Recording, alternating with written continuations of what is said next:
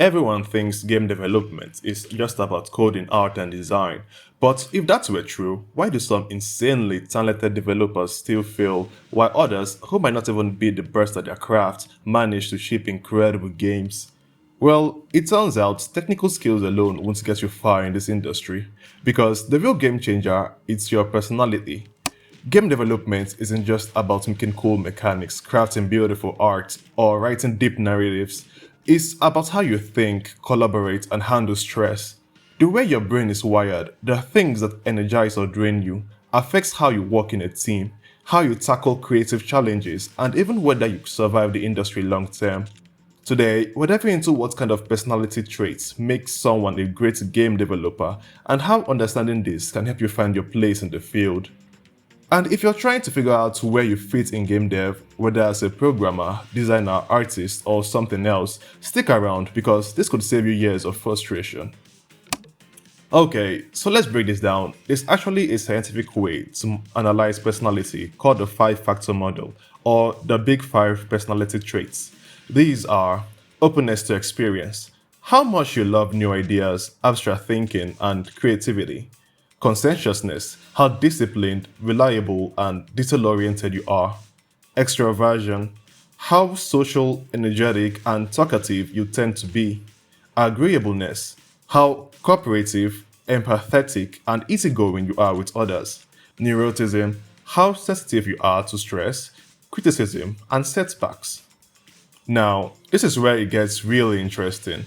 Compared to regular software engineers, game developers score lower on conscientiousness, extroversion, and agreeableness, but higher in neuroticism. Yep, you heard that right. The stereotype of the high stress, highly emotional, creative, obsessive game developer. Turns out there's truth to it. Let's get specific. Different roles in game development actually attract different personality types. Programmers are high in neuroticism. They get stressed easily but also thrive under pressure. Lower in openness and agreeableness. They prefer structure over chaos and don't always vibe with wild creative ideas. Highly analytical. They break down complex problems into step by step solutions. Developers are high in openness, constantly brainstorming crazy ideas and pushing boundaries. More extroverted, enjoys bouncing ideas off others and leading creative discussions.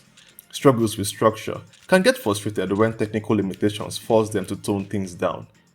Artists are high in openness and agreeableness. They explore new visual styles and work well with teams. More introverted, many prefer working alone for long hours to get into their creative flow. Emotional connection to their work. They take feedback personally, which can make revision stressful. Producers and project managers are high in conscientiousness. They love schedules, deadlines, and efficiency.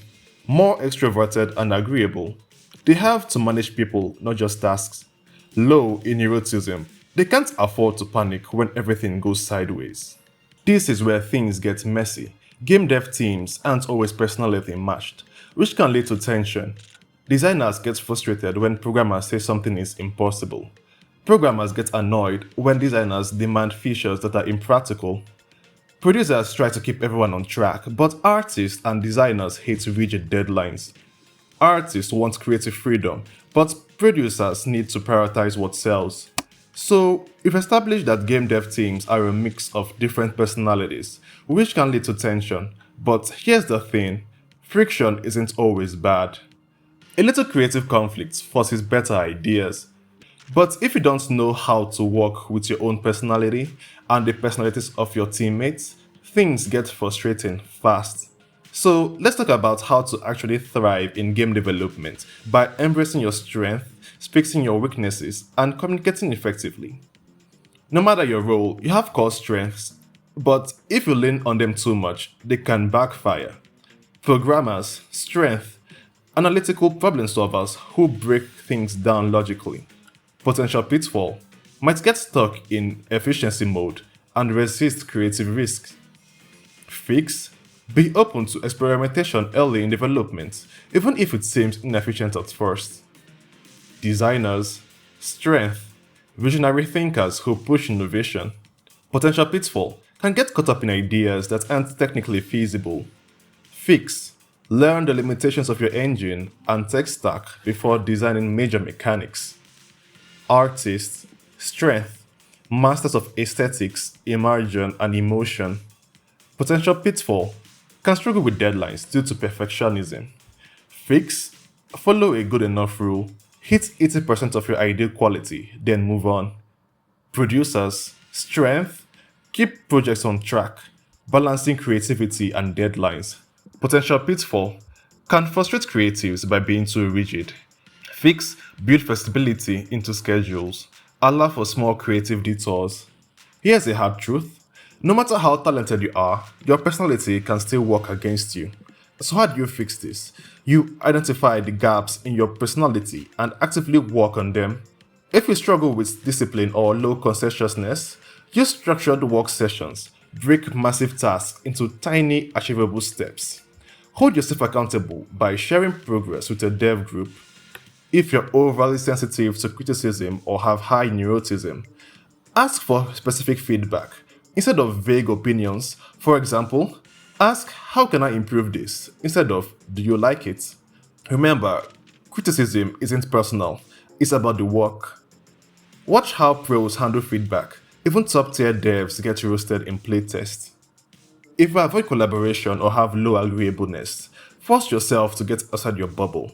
Join game jams, talk to other devs, and learn to compromise. Accept that you will never make a perfect solo game. Every great game had outside input. If you get lost in perfectionism or if you are high in openness and neuroticism, set strict deadlines for decisions. Learn to cut features mercilessly.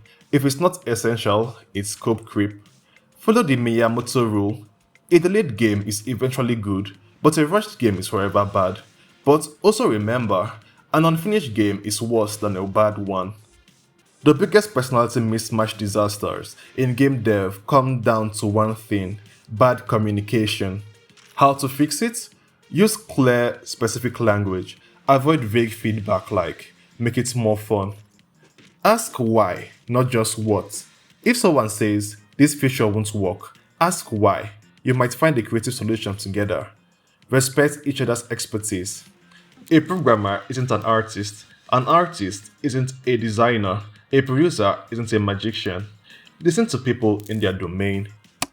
So, now you know how to leverage your strengths, fix your weaknesses, and communicate effectively.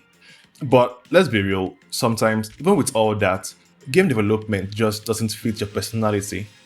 Maybe you're an ultra perfectionist who can't handle compromise. Maybe you need 100% stability in your work and the uncertainty of indie dev makes you sick to your stomach. Or maybe you're just not wired for long, complex projects that take years to finish. And that's okay, because here's the truth: not everyone is built to be a game developer, at least not in the way they imagine. Game development is a long, unpredictable process. Even big studios with experienced teams get stuck in development hell. If you need everything to go exactly as planned, game dev will break you. Can you handle shifting timelines? Can you adapt when a feature doesn't work? Can you keep going even when your game doesn't get immediate attention? If the answer is no, then you either need to develop resilience or accept that game dev might not be your ideal field. Most creative fields give you some instant gratification. Post a drawing online, get likes. Write a short story, get feedback. But game development? You can spend months or years before anyone even plays what you've made. And if you're someone who thrives on instant validation, that can be brutal. How to survive this? Set micro goals, tiny milestones to stay motivated. Join game jams, quick projects give you fast feedback. Test early with real players to get responses before launch day. If you need constant external validation, game dev might drain you. Game development is a graveyard of cut content, failed ideas, and brutal playtests. The level you spent months on might get removed. The mechanic you love might not be fun. The game you worked on for 2 years might sell 10 copies. If you tie your entire self-worth to your game's success, it's going to be emotionally exhausting. How to survive this? Separate yourself from your work. Your game is not your identity. Expect some failure. It's normal. Every dev has projects that flop. See failure as feedback, not a death sentence. If you can't handle failure, game dev will eat you alive.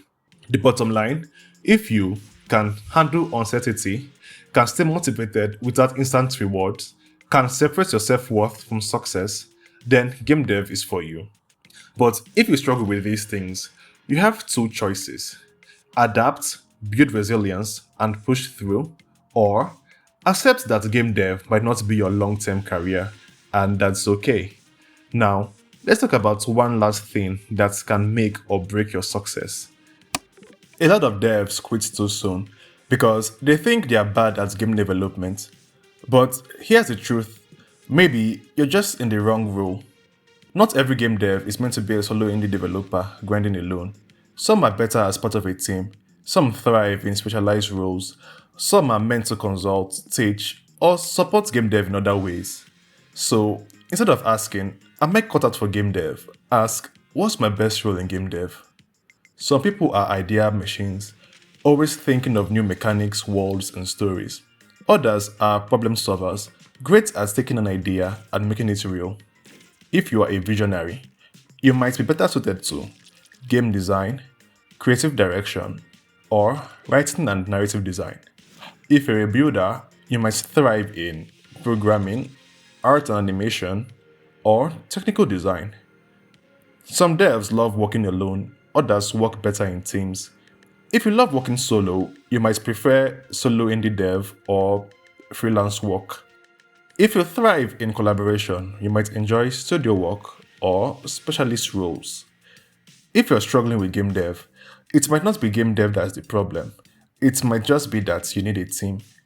Not everyone in game dev needs to be making games full time. Some thrive as educators, teaching game design, coding, or art. Some excel at support roles, quality assurance, marketing, publishing, or community management. Some find their niche in consulting, helping other devs refine their ideas. If making full games feel overwhelming, you might just need to shift your focus. Game dev isn't a one size fits all career. Your personality affects everything from how you work to where you fit to whether you will even enjoy it. So instead of asking, am I built for this? Ask, what's my best role in game development? How can I adapt my personality to work smarter, not harder? Do I need to shift my expectations or approach? And most importantly, if you love making games, don't quit just because you're struggling. You might just need to find a better way to do it.